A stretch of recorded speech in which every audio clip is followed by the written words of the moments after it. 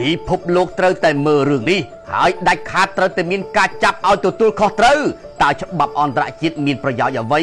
បើនៅតែទុកឲ្យអ្នកដែលធ្វើខុសរួចខ្លួនបើប្រទេសមួយកំពុងតែបំពានច្បាប់ទៅហើយតើឯណាទៅការដាក់ទោសទណ្ឌពីពិភពលោកនេះគឺជាសាររបស់លោក Michael B. Aforo ដែលទ្រាំមិនបានពេលឃើញយោធាថៃបើកការឈ្លានពានទាំងកំរោលសារជាថ្មីមកលើកម្ពុជាដោយលោកបានរៀបរាប់លម្អិតយ៉ាងដូចនេះដូចខាងក្រោមថាយោធាថៃបានបើកការបាញ់កាំភ្លើងត្បាល់60មីលីម៉ែត្រនិងគ្រាប់កាំភ្លើងយន្តធុនធ្ងន់នៅជិតសាលាបឋមសិក្សាមួយក្នុងប្រទេសកម្ពុជាដោយបង្ខំកុមារស្លូតត្រង់ឲ្យរត់រកកន្លែងសុវត្ថិភាពដើម្បីការពារអាយុជីវិតនេះមិនមែនគ្រាន់តែជាឧបទ្ទវហេតុព្រំដែនទេក៏ប៉ុន្តែវាគឺជាការគំរាមកំហែងដោយផ្ទាល់ដល់សុវត្ថិភាពជនស៊ីវិលនិងការរំលោភយ៉ាងធ្ងន់ធ្ងរលើបទដ្ឋានអន្តរជាតិក្មេងៗមិនគួរណាត្រូវរត់គេចអំពីក្របកាំភ្លើងនៅសាលាបែបនេះឡើយពិភពលោកត្រូវតែមើលរឿងនេះហើយដាច់ខាតត្រូវតែមានការចាប់ឲ្យទទួលខុសត្រូវ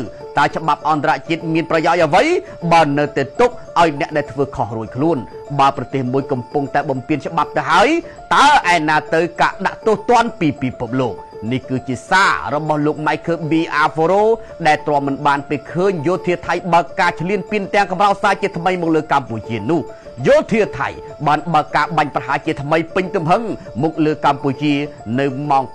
5:04 នាទីទៀបភ្លឺថ្ងៃច័ន្ទនេះដោយប្រើយន្តហោះចម្បាំង F-16 ប្រើផ្សែងពុលនិងប្រើអាវុធធុនធ្ងន់ប្រើរថក្រោះនិងប្រើកាំភ្លើងធំកាំភ្លើងត្បាល់គ្រប់ប្រភេទគ្រប់គោលដៅនៅក្នុងខេត្តព្រះវិហារនិងខេត្តឧត្តរមានជ័យនេះបើយោងតាមការប្រកាសរបស់ក្រសួងការពារជាតិកម្ពុជាគណៈមានសេចក្តីរាយការណ៍ថាមានជនស៊ីវិលកម្ពុជាមួយចំនួនបានរងរបួសដោយសារតែការវាយប្រហាររបស់ថៃនេះនៅលើទំព័រមុខនៃកាសែតអន្តរជាតិធំដូចជា CNN ជាដើមបានចុះផ្សាយដោយបានដាក់ចំណងជើងធំយ៉ាងដូចនេះថាថៃបានបើកការវាយប្រហារតាមផ្លូវអាកាសលើកម្ពុជា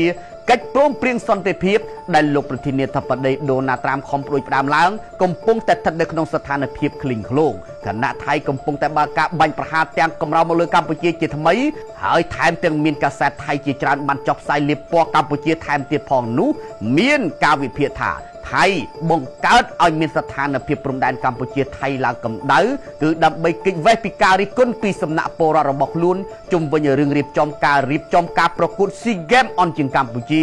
រឿងដោះស្រាយបញ្ហាទឹកជំនន់នៅភាគខាងត្បូងមានការយឺតយ៉ាវជាពិសេសនៅហាតយ៉ៃនិងរឿងយកសំណុំរឿងដែលចោទកម្ពុជាថាដាក់មានជាថ្មីទៅទូពិតប្រាប់អន្តរជាតិនៅក្នុងកិច្ចប្រជុំអនុសញ្ញាអូតាវ៉ាលើកទី22នៅក្នុងទីក្រុងហ្សឺណែវប៉ុន្តែអន្តរជាតិហាក់មិនស្ដាប់ការចោទប្រកាន់របស់ថៃមកលើកម្ពុជានោះហេតុអ្វីបានជាគេហ៊ានទាញការវិភាគយ៉ាងដូចនេះនោះគឺដោយសារតែមានការឧទាហរណ៍ជាក់ស្ដែងជាច្រើនពេលកន្លងមកដែលថៃបង្កើតឡើងដើម្បីបង្វែរចំណាប់អារម្មណ៍តួយ៉ាងនៅសល់តែមួយថ្ងៃទៀតទេដល់ថ្ងៃម្ចាស់ផ្ទះថៃធ្វើពិធីបើកឆាកប្រកួតអន្តរជាតិ SEA Games លើកទី32ជាផ្លូវការហើយមានការព្យាករណ៍ថាថៃប្រហែលជាធ្វើមិនបានល្អដូចកម្ពុជាទេព្រោះមិនទាន់បើកឆាកផងក៏ខុសនេះខុសនោះរាប់ភ្លេចទៅហើយហេតុដូច្នេះទើបថៃធ្វើឲ្យរឿងព្រំដែនកម្ពុជាថៃឡើងកម្ដៅជាថ្មីដើម្បីជាលេសថាខ្លួនជាប់រវល់ដោះស្រាយរឿងព្រំដែនធំជាងទើបរៀបចំ SEA Games ខ្វះចន្លោះយ៉ាងដូចនេះ